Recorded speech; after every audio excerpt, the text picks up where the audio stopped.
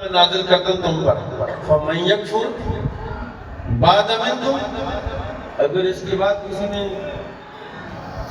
انکار کیا نا، اگر کسی نے انکار کیا اس کے بعد فَإِنِّي أُعَذِّبُهُ عَذَابًا لَا أُعَذِّبُهُ أَحَدًا مِنَ الْعَالَمِينَ، اگر کسی نے جھٹلایا تو ایسا عذاب دوں گا کہ زمانے میں کسی کا ایسا عذاب دیا ہی نہیں ہوگا۔ 3 دن مچھلی کھاتے رہے، مچھلی ختم ہو گئی، ختم نہیں ہوئی مچھلی قائم رہی، 3 دن کھاتے رہے۔ جو مچھلی کا پیس نکال دے ابھی منہ میں ڈالتے مچھلی پہ پوری ہو جاتی، روٹی کا ٹکڑا توڑ دے منہ میں رکھتے روٹی پہ اتنی ہو جاتی۔ 3 دن ساری قوم نے کھایا، رنج مار کے کھایا، نہ روٹی ختم ہوئی نہ مچھلی ختم ہوئی۔ تیسرے دن اللہ نے دسترخوان اٹھا لیا۔ ایک بندہ کہتا میرا چاچا تھا میرے لیے نیاز دوائی گوشت تو میرے گھر بھیجا نہیں۔ اللہ نے 2 دن نہیں گزرے کہ خنزیر اور بندر بنا کے سارے مارے، خنزیر بنائے بندر بنائے مار دیے سارے کے سارے۔ وہ فرمایا اے تم نے انکار کیا، تمہارا مطالبہ ہم نے اتار دیا، تم نے کھایا بھی اب منکر ہو گئے ہو۔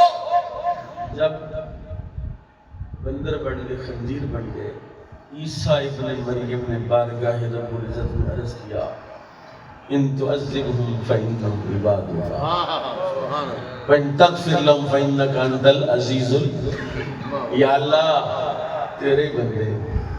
کہنا کیا چاہتے تھے کہ یا اللہ نہ عذاب دے، تو بندر نہ بنا، لیکن جرت کہاں؟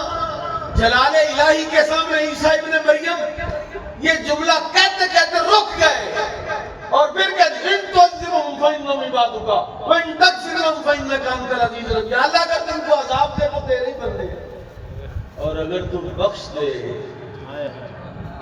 اگر تو بخش دے۔ اور چلو میرے مصطفیٰ کی بارگاہ میں چلتے، میرے آقا کا گھر ہے، سیدہ عائشہ صدیقہ کا حجرہ ہے، رسول پاک نماز تہجد ادا کر رہے ہیں، اور تہجد کی نماز میں رسول اللہ نے تلاوت فرمائی للہ ما فی السماوات و ما فی الارض وان تبدوا ما فی انفسکم او تخفوه یحاسبکم به اللہ فیغفر لمن یشاء ویعذب من یشاء۔ اب جب رسول اللہ کی زبان اقدس سے یہ جملہ ہے نا فیغفر لمن یشاء ویعذب من یشاء، فیغفر لمن یشاء ویعذب من یشاء، فیغفر لمن یشاء، تیسری مرتبہ پڑھا تو رسول پاک بے ہوش ہو کے گرے، پھر ہوش آئی اٹھے، پھر پڑھا فیغفر لمن یشاء ویعذب من یشاء، پھر روئے کہ بے ہوش ہو کے گر گئے، تیسری مرتبہ اٹھے پڑھا بے ہوش ہو کے گر گئے۔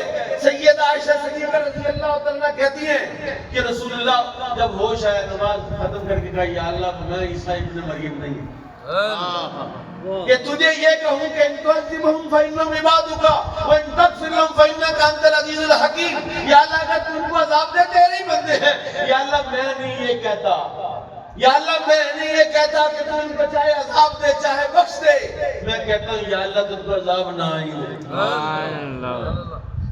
یہ میرے غلام ہیں میرے امتی ہیں، تم ان کو عذاب مقام جرت ہوتی ہے اور وہاں اجازت بھی ہوتی ہے۔ عیسیٰ ابن مریم اسی بات پر پریشان تھے کہ انہوں نے خود دسترخوان مانگا اور میں نے دسترخوان منگوا دیا، اب یہ انکار کر گئے، میں کس منہ سے بارگاہ رب العزت میں عرض کروں گا؟ اور یہی منظر ہوگا میدان محشر میں کہ جب ساری امت ساری قومیں ساری انسانیت در آدم پر جائے گی کہ آدم آپ دعا کریں اللہ صاحب تو شروع کرے، جس نے جنت جانا جنت جائے، جس نے دوزخ جانا دوزخ جائے، یہ جو حساب شروع نہیں ہوتا 50,000 سال کا دن ہو گیا۔ یا آدم آپ اللہ سے عرض کریں، آپ نے فرمایا اذهبوا الى غیری، کسی اور کے پاس جاؤ، پھر نوح کے پاس، پھر ابراہیم کے پاس، پھر عیسیٰ موسیٰ کے پاس، سارے نبی سب اذهبوا الى غیری اذهبوا الى غیری۔ میرے آقا امام الانبیاء صلی اللہ تعالی وسلم کی بارگاہ میں ساری مخلوق آئے گا، حضور پوچھیں گے کیا بات ہے؟ کہ حضور اللہ صاحب نے شروع کرا، فرمایا آؤ سبحان اللہ، انا لہا، واہ واہ واہ، انا لہا، پتہ نہیں آپ کو سمجھ آئی، انا لہا، اور میں اس لیے بیٹھا ہوں، آؤ جو کہنا اللہ سے میں کہتا ہوں، جو رب سے کہنا ہے میں کہتا ہوں۔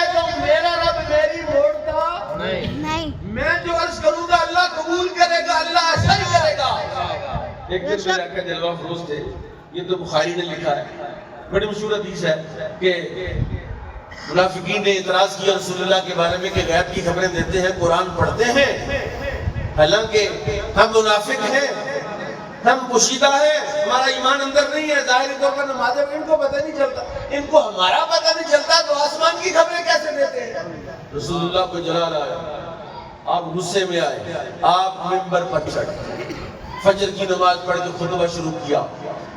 جب سے کائنات بنی ساری خبریں دی, جب تک کائنات رہے گی. عصر کی نماز ہوگی, نماز کے لیے اترے, خطبہ, نماز ظہر پڑھ کے پھر خطبہ شروع کیا. پھر عصر کی نماز کے لیے اترے, پھر عصر پڑھ کے پھر منبر پر خطبہ شروع کیا, یہاں تک کہ عشاء کی نماز کے بعد بھی خطبہ شروع کیا. حضرت فاروق اعظم کھڑے ہوئے, یہ گھٹنوں کے بل, رضیت باللہ ربا وبالاسلام دینا. حضور نے ہر بات کی خبر دی, ما کان اور ما یکون کی خبر دی, ہر شے بتا دی. صحیح ابن حبان کی بات کرتا ہوں. اسی طرح ایک اور معاملہ ہوا کہ میرے آقا فجر کی نماز پڑھ کے بیٹھے, اور فجر کی نماز پڑھ کے آپ بیٹھے, اب دیکھ رہے ہیں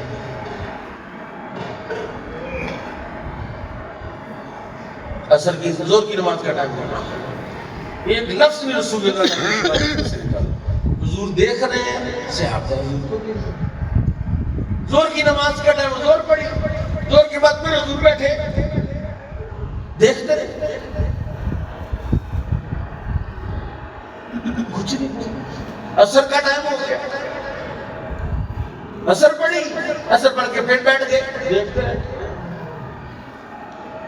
خاموش. مغرب کا ٹائم ہو گیا, عشاء کا ٹائم ہو گیا, عشاء کی نماز کے بعد حضور بیٹھے دیکھتے رہے. تھوڑی دیر کے بعد مسکرائے اور اٹھ کے حضور چلے گئے اپنے حجرے میں.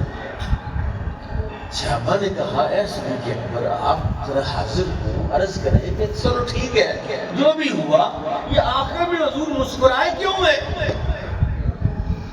یہ مصیبت, چلو ٹھیک ہے, ہمیں نہیں سمجھ آئی کہ کیا ہوا سارا دن, یہ مسکرائے کیوں ہے؟ حضرت صدیق اکبر پیچھے چلے, پاؤں کی آہٹ محسوس کی, پوچھا کون؟ حضور صدیق اکبر. میں کیا بات ہے؟ کہا حضور چلو جو بھی ہوا, اخیر میں آپ مسکرائے کیوں؟ آپ نے فرمایا جب سے کائنات بنی, جب تک کائنات رہے گی, اللہ نے سارے مناظر مجھے دکھائے, میں وہ دیکھتا رہا اور تمہیں دیکھتا رہا, اور تم مجھے دیکھتے رہے. سب سے اینڈ پر جب جنتی جنت میں چلے گئے, دوزخی دوزخ میں چلے گئے, ایک بندہ دوزخ سے نکالا, یا حنان یا منان والا, اس کو اللہ نے نکال کے جنت میں بھیجا.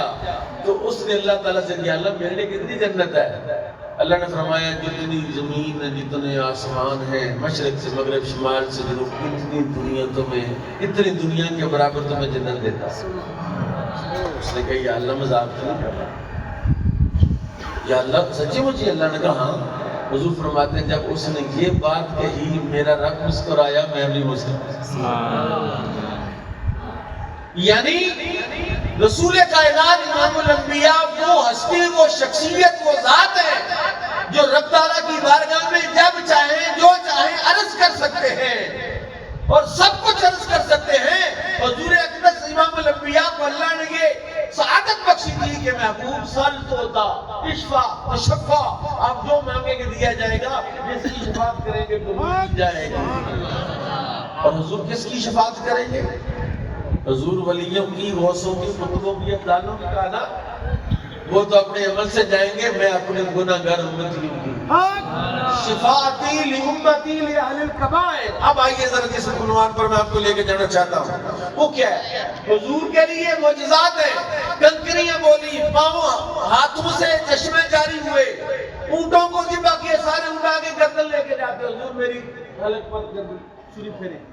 40 یا 39 اونٹ حضور نے خود ذبح فرمائے, نہر کیا. ایک سے ایک بڑھ کر معجزہ, لیکن کوئی معجزہ اب موجود چاند والا بھی نہیں, سورج والا بھی نہیں, کنکریوں والا بھی نہیں, ہتنی والا بھی نہیں. ایک معجزہ اب بھی موجود ہے.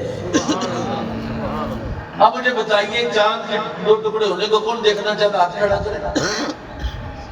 جو چاند کے ٹکڑے ہونے کا معجزہ دیکھنا چاہتا ہاتھ کھڑا کرے گا. نہیں دیکھنا چاہتے تو کوئی بات نہیں، میرا رب قادر ہے نا، خواب میں دکھا سکتا ہے۔